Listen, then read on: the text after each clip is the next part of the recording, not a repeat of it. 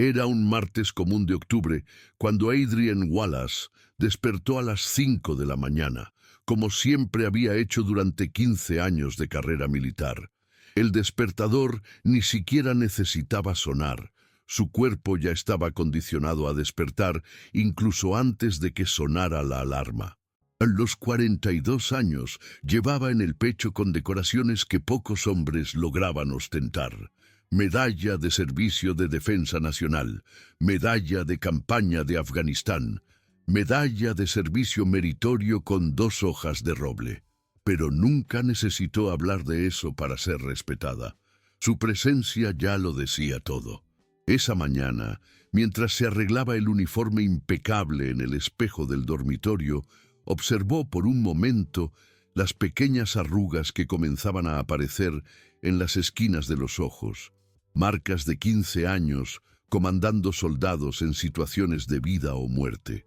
No tenía idea de que ese sería el día en que pondría a prueba cada fibra de disciplina y control que había aprendido en los campos de batalla de Afganistán, donde había coordinado operaciones de rescate que salvaron decenas de vidas.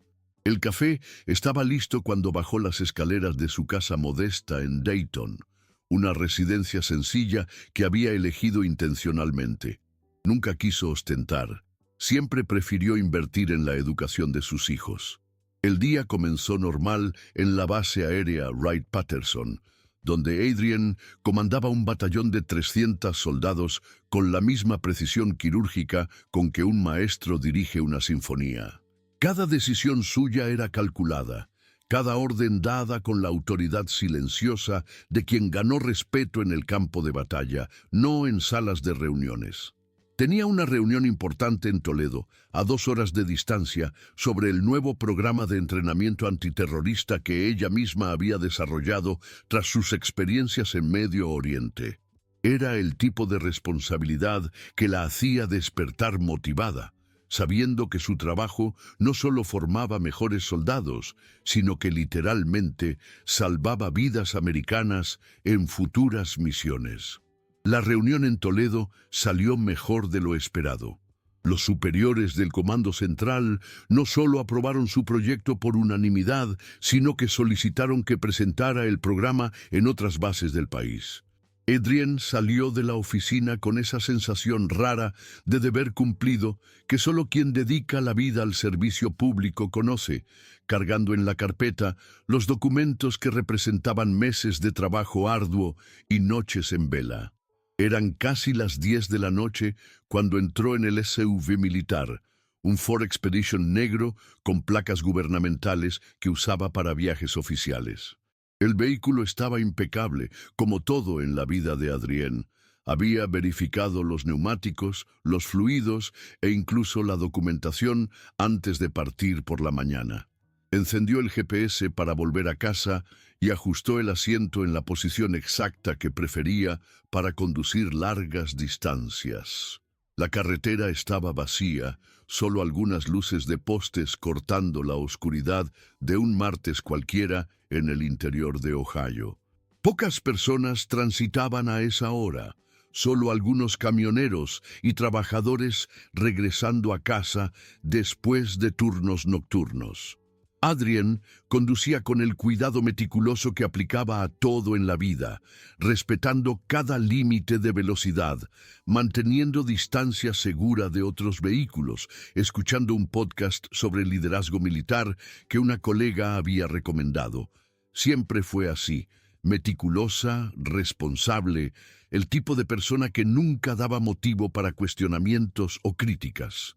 Sus superiores la describían como irreprochable en todas las evaluaciones anuales.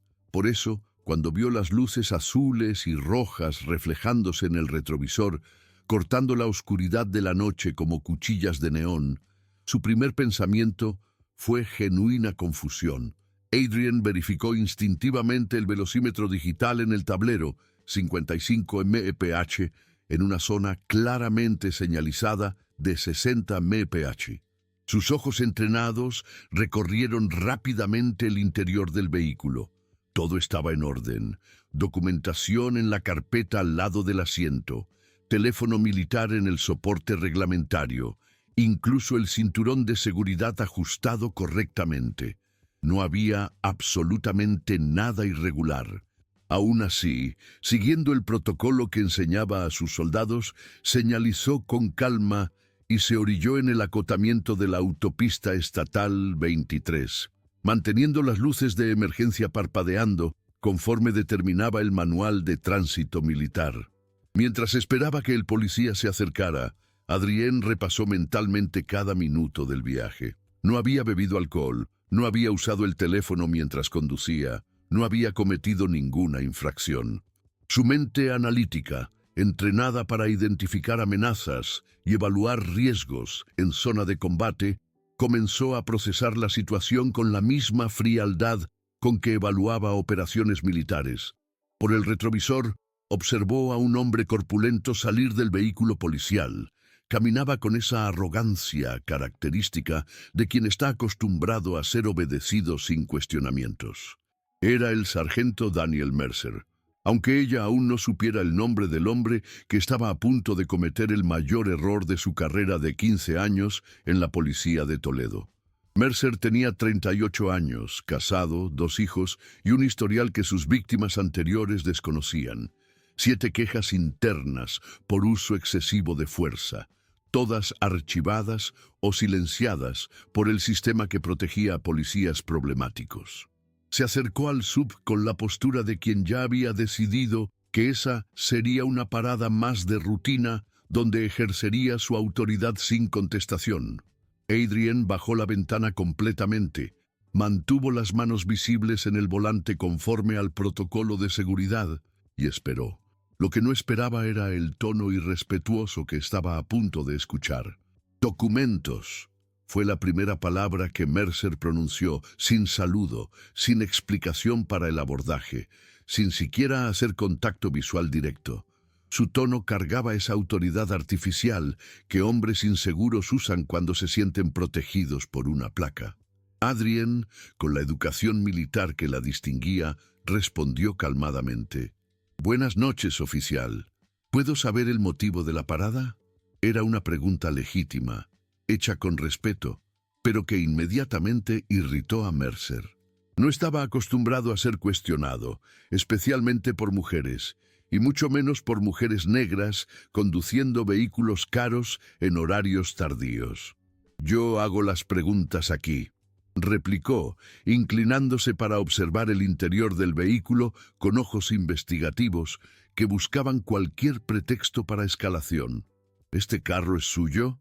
La pregunta estaba cargada de insinuación, como si una mujer negra no pudiera legítimamente poseer o conducir un sub nuevo. Adrien sintió la primera señal de alerta dispararse en su mente entrenada. Reconoció inmediatamente el patrón comportamental que sus soldados negros relataban en sesiones de consejería, pero mantuvo la calma profesional, entregando su cartera militar, la documentación del vehículo gubernamental y su identidad de teniente coronel de las Fuerzas Armadas. Mercer tomó los documentos con desinterés, apenas mirando las credenciales que normalmente comandarían respeto instantáneo de cualquier agente de la ley. En cambio, se dirigió de vuelta a su patrulla para verificar información que ya estaba claramente documentada. Lo que realmente estaba haciendo era ganar tiempo para crear una justificación para prolongar esa parada. Adrien permaneció inmóvil, pero su mente militar ya estaba registrando cada detalle: horario, ubicación, comportamiento del oficial, violaciones de protocolo. No lo sabía aún, pero instintivamente ya estaba construyendo el caso que destruiría la carrera de Mercer. Mercer se demoró deliberadamente 15 minutos para regresar, un tiempo absurdamente largo para verificar documentos militares que cualquier sistema confirmaría en segundos. Cuando volvió, su postura había cambiado a algo aún más agresivo, como si se hubiera convencido de que tenía derecho a humillar a esa mujer. «¡Salga del vehículo!», ordenó, golpeando la ventana con la linterna de forma intimidante. Adrian respiró profundo, sintiendo la misma calma que la dominaba antes de operaciones de alto riesgo en Afganistán. Sabía que estaba siendo sometida a un abordaje ilegal. No había justificación para ordenar que saliera del carro. No había sospecha de crimen. No había nada más que prejuicio racial disfrazado de procedimiento policial. Pero también sabía que resistir físicamente solo le daría a Mercer la excusa que buscaba para usar fuerza. Oficial, respetuosamente, ¿cuál es la base legal para esta orden?, preguntó con voz firme pero controlada, la misma que usaba para comandar soldados en situaciones de tensión. La pregunta enfureció a Mercer, que no esperaba encontrar a alguien que conociera sus derechos. ¿Vas a cuestionar mi autoridad?, gritó, poniendo la mano en el arma de forma teatral y amenazante. «Te dije que salieras del carro ahora». Adrienne se dio cuenta de que estaba lidiando con el tipo de policía que transformaba simples paradas de tránsito en campos de batalla personales, alimentado por una mezcla tóxica de racismo y sed de poder. Lentamente, manteniendo las manos visibles, salió del vehículo. Pero antes de cerrar la puerta, hizo algo que lo cambiaría todo. Discretamente activó la aplicación de grabación en su teléfono militar, posicionándolo de forma que captara audio y video de toda la interacción. Era un hábito que había desarrollado después de escuchar decenas de relatos similares de soldados bajo su mando. «Dese la vuelta y ponga las manos en el capó», ordenó Mercer, claramente escalando una situación que no tenía base legal para escalar. Adrienne obedeció, pero no en silencio. «Oficial, estoy cooperando completamente, pero me gustaría registrar que no se ha presentado justificación para esta requisa. Soy teniente coronel de las Fuerzas Armadas de Estados Unidos, con credencial de seguridad nacional, y este es un vehículo oficial del gobierno». Su voz permanecía calma, pero cada palabra era elegida deliberadamente. Estaba creando un registro verbal que sería crucial más tarde. Mercer, sin embargo, estaba perdido en su propia fantasía de poder. Comenzó una requisa invasiva e innecesaria, haciendo comentarios irrespetuosos sobre su apariencia y cuestionando repetidamente cómo una mujer como ella había conseguido una posición militar tan alta. «Apuesto a que conoces gente importante, ¿verdad?», dijo con una sonrisa sarcástica que revelaba años de resentimiento racial mal disimulado. «O tal vez usaste otros métodos para subir de rango». La insinuación era clara y repugnante. Adrienne sintió una ola de rabia que no sentía desde que presenció atrocidades en zonas de guerra, pero canalizó esa energía para mantener su compostura profesional. Cada insulto, cada insinuación, cada abuso de poder estaba siendo grabado en alta definición. Mercer continuó con preguntas invasivas sobre su vida personal, su dirección, su familia, claramente tratando de intimidarla y establecer dominancia psicológica. No sabía que estaba cometiendo múltiples violaciones federales contra una oficial militar, crímenes que serían procesados no solo en la justicia civil, sino también en el sistema militar. Lo que debería haber sido una simple verificación de documentos se estaba transformando en el tipo de abuso de poder que destruía carreras y cambiaba leyes. La situación escaló cuando Mercer decidió registrar el interior del vehículo, alegando sospecha de actividad criminal, una justificación completamente fabricada que sabía era ilegal. Adrienne observó mientras él rebuscaba en su SUV militar como si fuera un criminal común buscando drogas o armas ilegales. «Usted no tiene autorización legal para registrar este vehículo oficial sin orden judicial o causa probable», declaró firmemente, su voz militar cortando el aire nocturno con autoridad natural. Mercer se detuvo en medio de la búsqueda, irritado por tener su autoridad cuestionada una vez más. «Escucha, negra entrometida», gruñó, dejando caer la máscara de profesionalismo que apenas lograba mantener. «Hago lo que quiero, cuando quiero, y te vas a quedar callada y aceptarlo. Las palabras salieron cargadas de tanto veneno racial que incluso él pareció darse cuenta de que había cruzado una línea irreversible. Adrienne sintió el mundo detenerse por un momento. En 15 años de carrera militar, enfrentando combates en Afganistán, comandando soldados en situaciones imposibles, jamás había sido irrespetada de forma tan explícita y cruel. El dolor fue instantáneo y profundo, pero su disciplina militar la mantuvo enfocada. Oficial, usted acaba de usar lenguaje racial ofensivo contra un oficial de las Fuerzas Armadas de Estados Unidos. Esto está siendo registrado y será reportado a través de los canales apropiados. Su voz permaneció firme, pero internamente estaba catalogando cada crimen. Violación de derechos civiles, conducta inadecuada, abuso de autoridad, discriminación racial, búsqueda ilegal. Mercer se dio cuenta de que había ido demasiado lejos, pero su arrogancia le impidió retroceder. «Pruébalo», desafió, sin saber que ya era demasiado tarde. El teléfono de Adrienne había capturado cada palabra, cada gesto, cada momento de su humillación pública. Continuó la búsqueda ilegal, aparentemente buscando cualquier cosa que pudiera usar para justificar retroactivamente su conducta. Encontró solo equipos militares oficiales, documentos clasificados que no podía examinar legalmente y la carpeta con el proyecto aprobado más temprano esa noche. Después de 45 minutos de humillación sistemática, Mercer finalmente se dio cuenta de que no tenía absolutamente nada contra Adrienne, ninguna infracción de tránsito, ninguna actividad sospechosa, ninguna justificación legal para lo que había hecho. Pero en lugar de reconocer su error, dobló la apuesta en su arrogancia. «La próxima vez, sea más respetuosa con la autoridad», dijo, devolviendo sus documentos con desdén, «y conduzca con más cuidado por aquí. Nosotros vigilamos a gente como usted». La amenaza velada era clara. Estaba marcando territorio, estableciendo que ella no era bienvenida en esa región.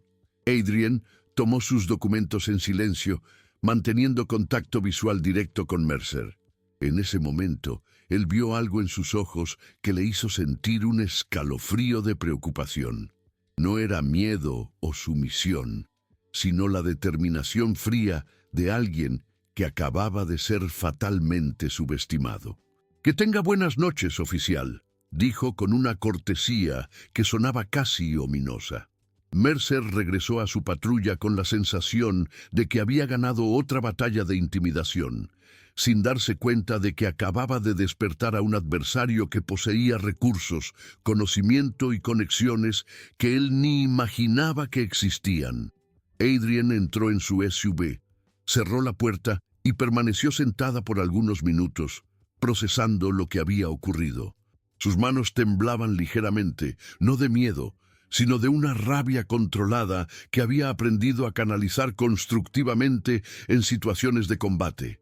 Encendió el vehículo y condujo lentamente hacia casa, pero su mente militar ya estaba formulando un plan de acción que transformaría esa noche de humillación en una lección de justicia que echaría mucho más allá de las fronteras de Toledo, Ohio.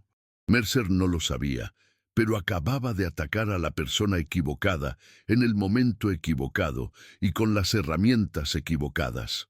Adrienne Wallace no era solo una teniente coronel, era una mujer que entendía profundamente cómo funcionan los sistemas, cómo se puede aplicar la justicia y cómo transformar una injusticia personal en cambio sistémico. Adrienne llegó a casa a las 2 de la madrugada, pero no logró dormir ni un minuto. Se sentó en la mesa de la cocina con una taza de café que se enfrió sin ser tocada y por primera vez en años se permitió llorar. No las lágrimas de una víctima, sino por la frustración profunda de una mujer que había dedicado toda su vida a servir al país y había sido tratada como criminal por alguien que debería proteger y servir a la población. Las lágrimas cayeron silenciosamente sobre la mesa de madera donde solía revisar reportes militares y ayudar a los hijos con la tarea. Pero después de 15 minutos de desahogo silencioso, Adrian se secó el rostro y transformó ese dolor en combustible para algo mucho mayor. Tomó su laptop militar y comenzó a trabajar con la misma precisión quirúrgica que aplicaba en operaciones de combate. Primero, hizo respaldo de toda la grabación en múltiples servidores seguros, incluyendo un servidor militar encriptado al que solo oficiales de alto rango tenían acceso. Luego transcribió cada palabra de la interacción, catalogando metódicamente cada violación legal que Mercer había cometido. Su formación en derecho militar, adquirida durante especializaciones de comando, se convirtió en un arma poderosa en ese momento. Identificó 17 violaciones distintas de derechos civiles, 8 infracciones del protocolo policial estándar y 3 crímenes federales específicos relacionados con interferencia con personal militar en servicio oficial. A las 5 de la mañana, cuando el sol comenzó a salir, Adrián había compilado un expediente de 42 páginas que transformaría esa humillación personal en un caso federal que sería estudiado en academias de derecho por décadas. Pero no se detuvo ahí. Usando sus contactos en el Pentágono, verificó discretamente el historial de Daniel Mercer y descubrió que no era un caso aislado. Era un patrón. En los últimos 5 años, 7 quejas similares habían sido registradas contra él, todas involucrando personas negras, todas archivadas o minimizadas por el Departamento de Asuntos Internos de Toledo. Una de esas víctimas era un soldado veterano que había perdido la pierna en Irak y fue humillado por Mercer durante una parada de tránsito 6 meses antes. Adrián se dio cuenta de que no solo estaba luchando por justicia personal, sino desenmascarando un sistema de protección que permitía que policías racistas operaran con total impunidad. El lunes siguiente, Adrián no fue directamente a su oficina en la base. En cambio, se dirigió a la oficina del FBI en Cincinnati, donde había programado una reunión con la agente especial Jennifer Martínez, una investigadora veterana especializada en crímenes de derechos civiles que conocía de operaciones militares conjuntas. Martínez escuchó la grabación con una expresión que gradualmente cambió de interés profesional a indignación genuina. En 20 años investigando casos de brutalidad policial, rara vez he visto algo tan flagrante y bien documentado, comentó la agente, pausando la grabación en el momento en que Mercer usaba lenguaje racial explícito. Este caso tiene potencial para cambio sistémico real. Adrián no quería solo justicia individual, quería exponer y desmantelar la red de protección que permitía que oficiales como Mercer continuaran operando. Juntas desarrollaron una estrategia legal multifacética que incluía un proceso federal bajo la Ley de Derechos Civiles, una investigación criminal completa del historial de Mercer, y una auditoría abarcativa de las prácticas del Departamento de Policía de Toledo. Paralelamente, Adrián activó canales militares oficiales, registrando queja formal con el Inspector General de las Fuerzas Armadas por interferencia con oficial militar en servicio activo. El caso rápidamente subió en la jerarquía hasta llegar al secretario de Defensa, quien ordenó una investigación militar completa e independiente. Dentro de una semana, el caso Wallace vs. Toledo PD estaba en los tribunales federales, con un equipo de abogados de derechos civiles de renombre nacional ofreciendo representación pro bono. La ACLU se unió al caso, así como organizaciones de veteranos y grupos de derechos civiles que vieron en la historia de Adrián un símbolo poderoso de la lucha contra el racismo institucional. Los medios nacionales comenzaron a cubrir el caso cuando se filtró que una teniente coronel condecorada estaba demandando a todo un departamento de policía por discriminación racial. Pero Adrienne se mantuvo enfocada en el objetivo mayor: garantizar que ningún otro ciudadano, militar o civil, pasara por lo que ella había pasado esa noche terrible en la carretera 23. Transformó su humillación personal en una cruzada nacional por la justicia, usando cada conexión militar, cada contacto político y cada recurso legal disponible para construir un caso que sería imposible de ignorar o archivar. El juicio comenzó 3 meses después, en diciembre, en el Tribunal Federal del Distrito Norte de Ohio. La sala estaba repleta de periodistas nacionales, activistas de derechos civiles, veteranos militares y representantes de organizaciones que habían transformado el caso en un símbolo de la lucha contra la brutalidad policial racista. Adrienne entró al tribunal vistiendo su uniforme militar completo, con todas las condecoraciones que había conquistado en 15 años de servicio impecable. Su presencia comandaba respeto instantáneo. Esa no era una víctima común, sino una oficial de alto rango que había arriesgado la vida por el país y merecía la dignidad básica que cualquier ciudadano americano debería recibir. Del otro lado de la sala, Daniel Mercer parecía disminuido, vistiendo un traje barato y evitando contacto visual. Sus abogados habían intentado múltiples estrategias para desacreditar a Adrienne, sugiriendo que había provocado la situación o que estaba exagerando los eventos. Pero cuando la grabación fue reproducida en la sala de audiencias, el silencio era ensordecedor. Cada palabra racista, cada abuso de poder, cada violación de protocolo resonaba a través de los altavoces con una claridad cristalina que hacía imposible negar la realidad. El juez federal James Richardson, un veterano de la guerra de Vietnam, visiblemente se retorcía de incomodidad al escuchar a un policía americano tratando a una oficial militar con tal irrespeto. En 40 años de magistratura, rara vez he presenciado algo tan claramente documentado y profundamente perturbador, declaró durante una pausa en el juicio. El fiscal federal presentó evidencias que iban mucho más allá de esa noche específica. Investigaciones posteriores habían revelado que Mercer tenía un patrón sistemático de comportamiento racista. 17 casos documentados de trato desproporcionado a conductores negros, 8 quejas formales que fueron archivadas sin investigación adecuada, y 3 casos de uso excesivo de fuerza que resultaron en acuerdos financieros secretos pagados por los contribuyentes de Toledo. Adrienne no solo estaba demandando a un policía individual, estaba exponiendo todo un sistema de complicidad y encubrimiento que permitía que la discriminación racial operara bajo la protección de placas oficiales. Testigos militares de alto rango, incluyendo generales que habían servido con Adrienne, prestaron testimonio sobre su carácter irreprochable y su contribución excepcional a la seguridad nacional. El contraste era brutal.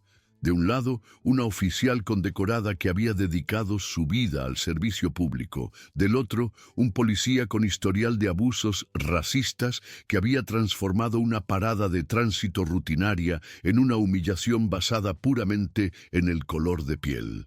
El momento más poderoso del juicio llegó cuando Adrienne subió al estrado para dar su testimonio.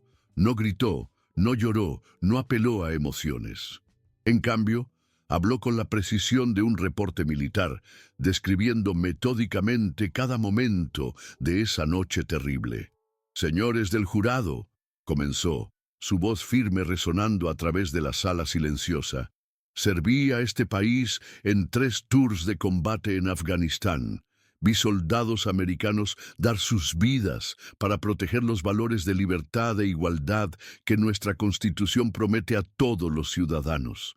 Nunca imaginé que, en suelo americano, Vistiendo el uniforme que represento con orgullo desde hace 15 años, sería tratada como una criminal solo por el color de mi piel. Su voz permaneció controlada, pero cada palabra cargaba el peso de una vida dedicada al servicio público. Lo que el sargento Mercer hizo esa noche no fue solo un crimen contra mí como individuo, fue un ataque a los valores fundamentales por los cuales nuestros soldados mueren en campos de batalla distantes. Fue una traición a la promesa de que, en América, todos son iguales ante la ley. El jurado, compuesto por 8 blancos y 4 negros, incluyendo 2 veteranos militares, estaba visiblemente emocionado. Durante 2 horas, Adrienne reconstruyó no solo los eventos de esa noche, sino el impacto psicológico profundo de ser deshumanizada por alguien que debería proteger y servir. Habló sobre las noches sin dormir, sobre explicar a los hijos por qué su madre, una oficial militar condecorada, había sido tratada como criminal, pero también habló sobre su determinación de transformar esa injusticia en cambio sistémico. No estoy aquí solo buscando justicia para mí, concluyó, mirando directamente al jurado. Estoy aquí para garantizar que ningún otro ciudadano americano, independientemente de su color, sea sometido al tipo de humillación que sufrí. Cuando terminó, la sala permaneció en silencio absoluto por casi 1 minuto entero. Mercer, que había evitado mirarla durante todo el juicio, finalmente levantó los ojos y por un momento pareció comprender la magnitud de lo que había hecho. Pero era demasiado tarde. El jurado deliberó por solo 3 horas antes de regresar con un veredicto unánime, culpable en todas las acusaciones, con daños punitivos por valor de $2.8 millones. Más importante que el dinero, sin embargo, fue la orden judicial que forzó al Departamento de Toledo a implementar cambios estructurales abarcativos, incluyendo entrenamiento obligatorio de sensibilidad racial, cámaras corporales para todos los oficiales y un sistema de supervisión independiente para investigar quejas de discriminación. 6 meses después del veredicto, Adrienne Wallace estaba de vuelta en la base aérea Wright-Patterson, pero el mundo a su alrededor había cambiado para siempre. Daniel Mercer no solo perdió su placa y fue condenado a 3 años de prisión federal por violación de derechos civiles, sino que se convirtió en un símbolo nacional de lo que pasa cuando el racismo institucional finalmente encuentra consecuencias reales. El Departamento de Policía de Toledo pasó por una reforma completa, con 17 oficiales siendo despedidos o forzados a jubilarse anticipadamente después de que investigaciones revelaran patrones similares de comportamiento discriminatorio. Adrienne fue promovida a coronel e invitada a liderar un programa nacional de reforma policial, trabajando directamente con el Departamento de Justicia para implementar cambios en departamentos problemáticos por todo el país. Pero la verdadera victoria llegó en una carta que recibió de Marcus Thompson, el veterano de guerra que había sido humillado por Mercer meses antes de su propia experiencia. «Coronel Wallace», escribió, «por años cargué la vergüenza de lo que ese hombre me hizo, pensando que no había nada que pudiera hacer. Su valor me dio esperanza nuevamente. Gracias por luchar no solo por usted, sino por todos nosotros». Adrienne guardó esa carta en su escritorio, al lado de sus condecoraciones militares. Esa noche terrible en la carretera 23 había sido solo una mujer negra conduciendo a casa, pero su negativa a aceptar la injusticia, su determinación de transformar humillación en cambio sistémico, había probado una verdad fundamental. A veces, la persona correcta en el momento correcto puede cambiarlo todo. Daniel Mercer había elegido a la mujer equivocada para humillar, y esa elección le costó todo. Adrienne Wallace no solo había ganado su caso, había cambiado el sistema para siempre.